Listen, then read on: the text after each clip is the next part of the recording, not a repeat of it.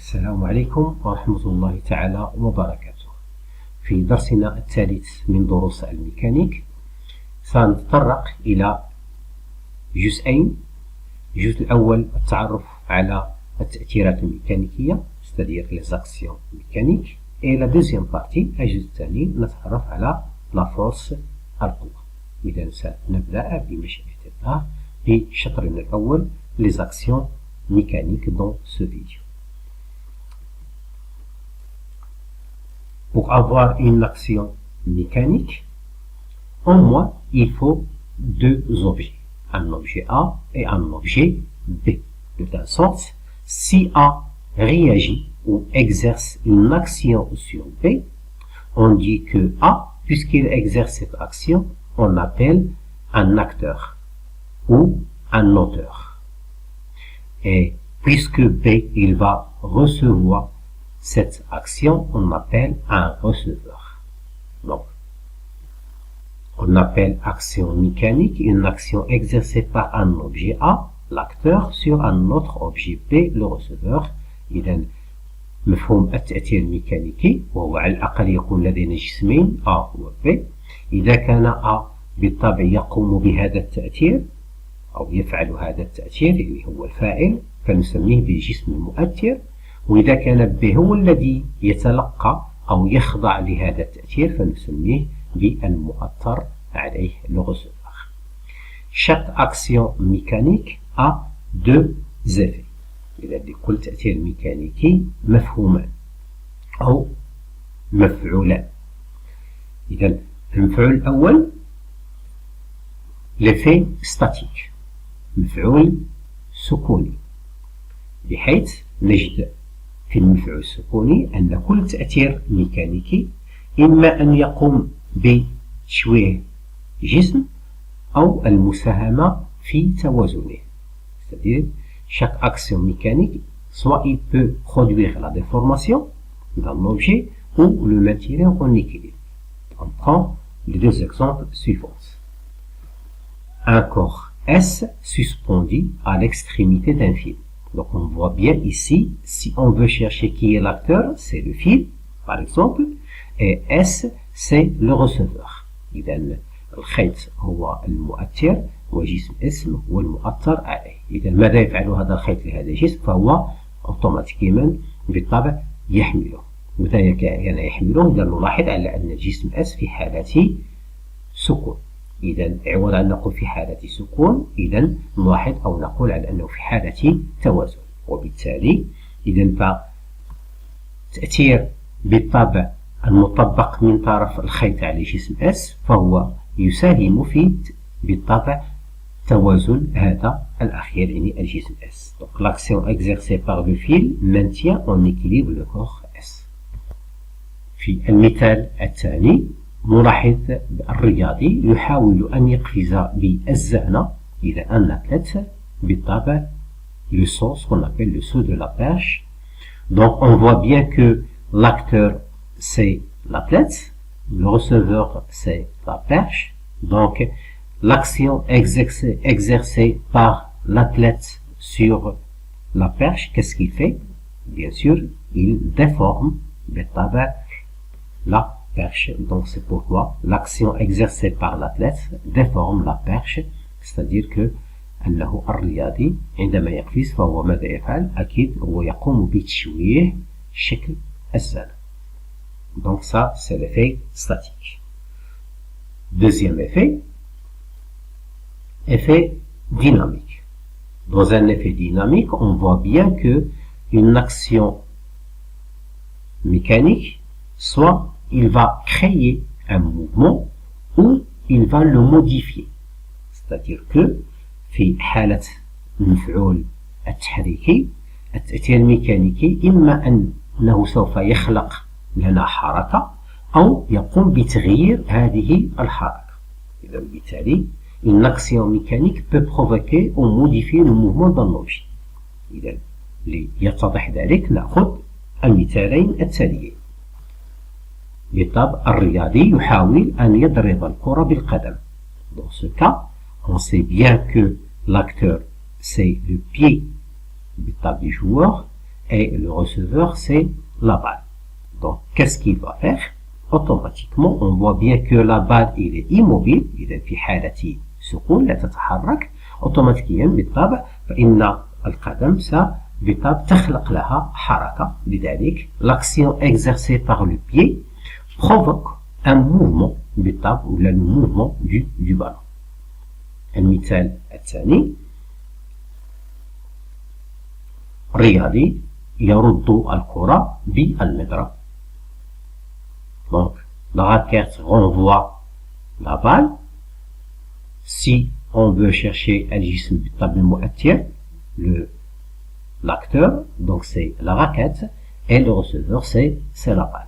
Donc, on voit bien ici que l'action exercée par la raquette sur la balle, on voit bien qu'est-ce qu'il fait? Qu'il modifie la trajectoire. Donc, ça se voit ici qu'il va modifier la trajectoire de cette balle.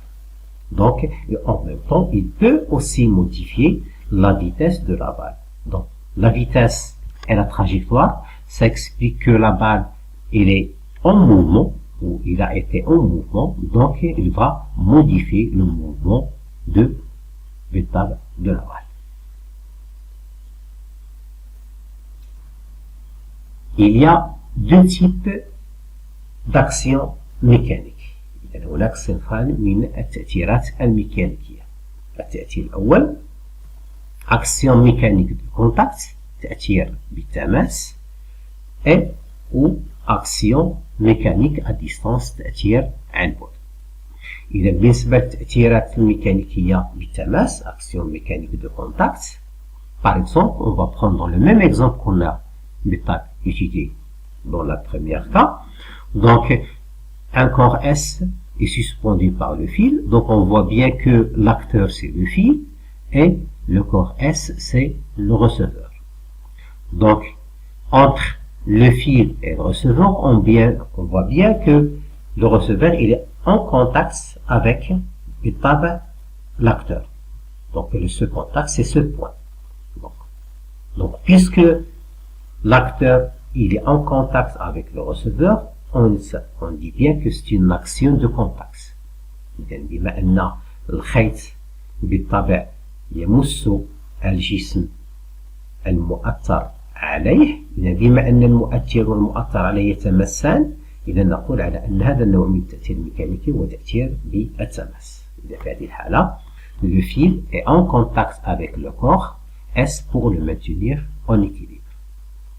إذا أخذنا الحالة الثانية، مسمار من حديد معلق بخيط، عندما نقرب منه مغناطيسا، lorsqu'on rapproche un aimant, on voit bien qu'il va être attiré ينجذب نحو المغناطيس. هنا كنلاحظ على أنه قبل أن يمسه فهو ينجذب إليه، بعد ذلك عاد يقوم بالتماس معه. إذا ممكن للتأثير الميكانيكي أن يحدث بين مؤثر ومؤثر عليه وهما غير متماسان. Donc, l'aimant attire le clou en fer sans être en contact avec lui. Donc ça, on appelle ça une action mécanique à distance. L'action mécanique de contact, il peut être une action de contact localisée ou une action de contact répartie. إذا التأثير الميكانيكي تماس إما أن يكون تأثير بالتماس موضع أو تأثير بالتماس موزع. إذا أخذنا المثال الأول بالنسبة l'action de contact localisé, c'est quoi? C'est que l'action du l'acteur et le receveur, on sait bien qu'ils sont déjà en contact, mais la zone de contact, il doit être une petite zone. C'est-à-dire, إذا المساحة أو منطقة التماس بين المؤثر والمؤثر عليه هي منطقة صغيرة جدا، ممكن تشبهها بنقطة. على سبيل المثال، إذا أخذنا بالطبع un plan horizontal où on pose une boîte, donc on peut l'attirer avec un fil. Donc on voit bien ici que si on prend comme l'acteur le fil et le receveur la boîte, إذا المؤثر هو الخيط والمؤثر عليه هو العلبة، إذا يتضح على أنهما يتماسان هنا بالطبع. إذا فهو تأثير بالتماس، c'est une action de contact localisée. Et on voit bien que ce point ou cette zone de contact, c'est une petite zone. Donc, il s'agit d'une action de contact localisée. Donc, on dit comme phrase, l'action du fil sur la boîte est une action de contact localisée. Pour l'action de contact répartie, c'est le contraire. C'est que l'action du lecteur et du receveur qui s'exerce donc sur une grande zone. C'est l'inverse de la première. C'est-à-dire, إذا نتكلم عن التأثير بالتماس إذا موزع، إذا في هذه الحالة مساحة أو منطقة التماس بين المؤثر والمؤثر عليه تحدث في منطقة بالطبع تكون واسعة وكبيرة، إذا لا يمكن تشبيهها بنقطة بالطبع. إذا أخذنا نفس المثال ديالنا، دائما إذا أخذنا على أن المؤثر عليه هو لابواط سي لو ريسيفور، والمؤثر في هذه الحالة إذا أخذنا هو لو بلان، إذا لاكتور. Donc on voit bien que il s'agit d'une action de contact, parce qu'il y a un contact entre le plan et la boîte, mais le contact, on voit bien qu'il se fait dans grande zone. Donc une zone qui est grande, donc on ne peut pas dire que on ne peut pas véritablement réduire en un seul point. Donc c'est pourquoi donc c'est une action de contact, mais il est réparti. Donc on dit que l'action du plan sur la boîte est une action de contact répartie.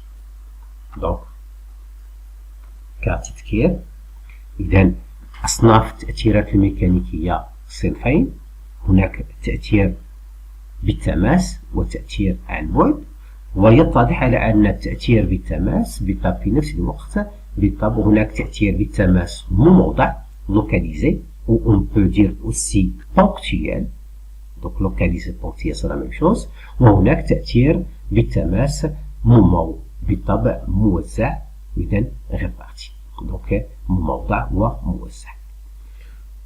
Maintenant, comment peut-on trouver un bilan d'action mécanique?